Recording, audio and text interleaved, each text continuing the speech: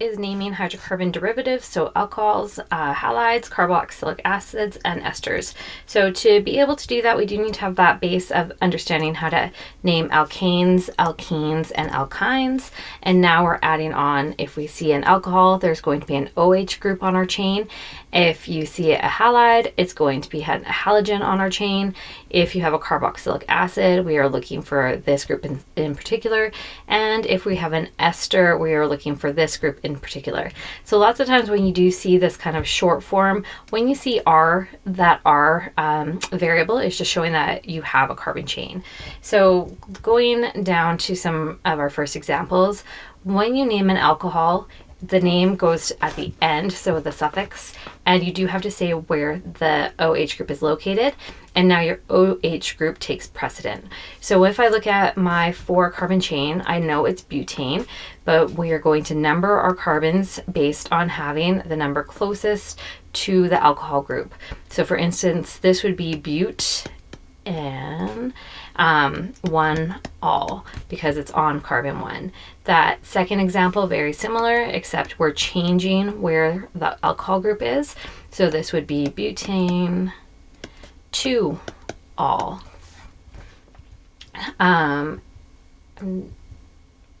Going to our next one, sorry, if we have more than one OH group, like in this example, a multiplier is needed. So your multipliers are like when you have di, tri, and so on. So with this chain, we still have our 4-carbon chain. I'm going to start numbering from right to left to give my OH group on carbon 1, and then I also have an OH group on carbon 2. So this would be butane, and then you would have 1, 2, because there's 2 of them, di, all. Now, the last part with naming is if you have one of those side groups or branch groups on your chain, the OH group still needs to be on the lowest carbon possible. So if I'm numbering here, I would have a carbon starting from right to left. So 1, 2, 3, 4, 5, 6, and 7. And then you name those side groups like you would before. So this would be 3, 4 dimethyl, because that is a methyl group. And then 7, your longest chain, would be hept. And then on carbon 1 is your OH group, so all. This one here, because it's cyclic, we want to see the word cyclo. And then this is just butanol. And the reason why we don't have to say where it is it's assumed to be on carbon 1.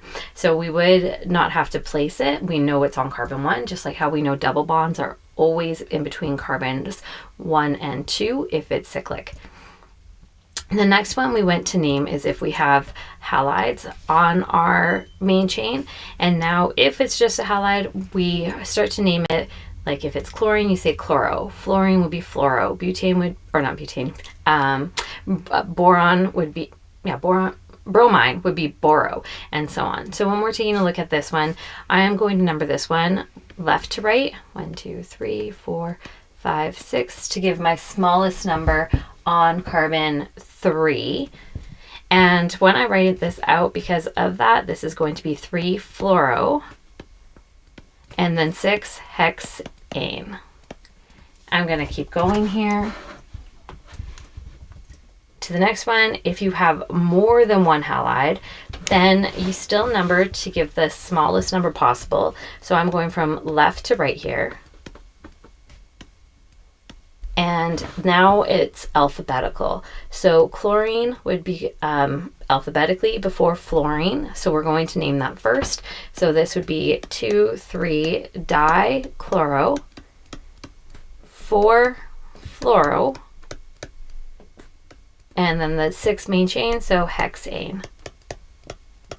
Okay, so that is covering our first few when we have alcohols or if we have those halogens on our main chain. The next part is carboxylic acids. So carboxylic acids is when you have a chain connected to a carbon, which is double bonded to an oxygen and single bonded to an OH group. It is an acid. It will always be weak acids, so they will have acidic properties. So when you go to number, because carbon is attached to chain, that carbon is always going to be carbon 1. So carbon 1, 2, 3. When you go to name it, this would be propane. You drop the ending and add oic acid. So this would be propanoic acid. With that next one, we still number 1, 2, 3, 4, 5, get that longest chain. We have a methyl group on carbon 3. So we have 3 methyl, and then there was 5, so pentanoic acid. And that group here is your carboxyl group. Next one, we have our carboxyl group on the end, numbering your carbons, 1, 2, 3, 4, 5, 6. We need to say where these methyl groups are. So you have 2, 4, 5 trimethyl, and then 6 carbons would become hexanoic acid. And then the very last one we take a look at is esters.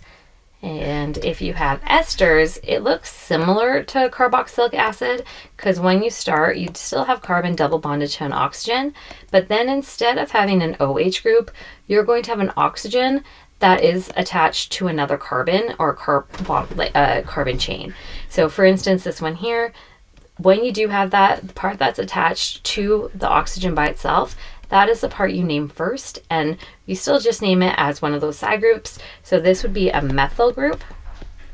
And then your chain here that came from the carboxylic acid is a 3 carbon chain, so that would be pentanoic acid, but because it's an ester, you just say pentanoate.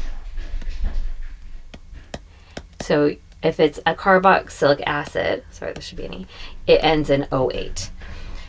The next one, same idea, the part that's attached to the single oxygen, that gets named first. So this is a propyl group. Propyl. And then this 4 carbon chain is butanoic acid. Oh, not acid. Nope. It's not a carboxylic acid. This would be butanoate. Butanoate. Because it's an ester. The last little bit here, waiting for it to show up. Here's an old diploma question. So once you've covered all the different types of naming, which is your alkanes, alkenes, alkynes, and then the naming with those functional groups today, then you should be able to do an old diploma question like this one. So identifying an alcohol, you're looking for an OH attached to a carbon.